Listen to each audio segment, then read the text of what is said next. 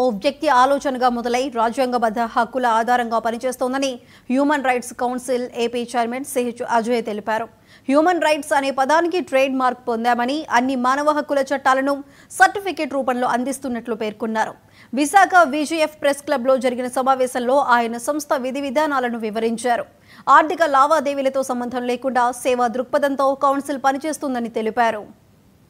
అన్ని రకాల సర్టిఫికేషన్స్ ని మా జర్నీ త్రూ 4.5 years జర్నీలో అన్ని రకాల సర్టిఫికేషన్స్ ఎన్సీఆర్టీ నుంచి రిజిస్టర్ చేసుకున్నాము, యుఎన్ఓ నుంచి రిజిస్టర్ చేసుకున్నాము, నీతి ఆయోగ్ ఐడెంటిఫై చేసింది.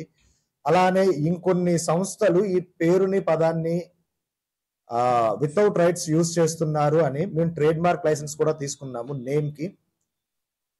అట్ ద సేమ్ టైం మా ఆర్గనైజేషన్ ఇప్పటిదాకా చేసిన యాక్టివిటీస్ పరంగా ఎక్కడా కూడా మా సంస్థ ఫేక్ అని కానీ, ఎక్కడ మీడియాకి తెలుసు, మీడియా మిత్రులందరికీ చాలా మందికి తెలుసు, వేరే పేర్లతో ఫేక్ జరిగినాయి అని విన్నారు. అలాగే మా ఆర్గనైజేషన్ లో మా సంస్థ పేరుని యూజ్ చేసి ఎవరైనా ఎక్కడన్నా తప్పు చేస్తే వెంటనే మేమే ప్రెస్ మీట్ పెట్టి వారిని తొలగిస్తున్నాము.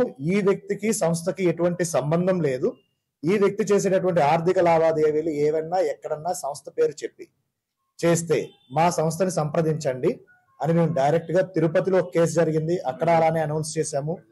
విశాఖపట్నంలో ఒక వ్యక్తి అలానే దందాలకు పాల్పడితే అతని పేరు వివరాలు, ఇతను మా సభ్యుడిగా ఇక కొనసాగరాదని మేము అరేంజ్ చేసి ప్రెస్ మీట్ అరేంజ్ చేసి చెప్పడం జరిగింది. స్కాన్ అవుతుంది, వాళ్ళ ఐడి నెంబర్ ప్రకారం వాళ్ళ డీటెయిల్స్ అన్ని వస్తాయి.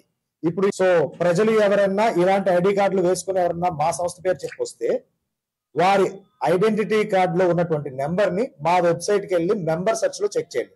ఈ మెంబర్ సెర్చ్ అనేది ప్రతి సామాన్యుడికి ఓపెన్ అవుతుంది. అతను మా మెంబర్ అని చెప్పి ఆన్లైన్ లో ఓపెన్ అయితేనే అతను మా సంస్థ సభ్యుడు.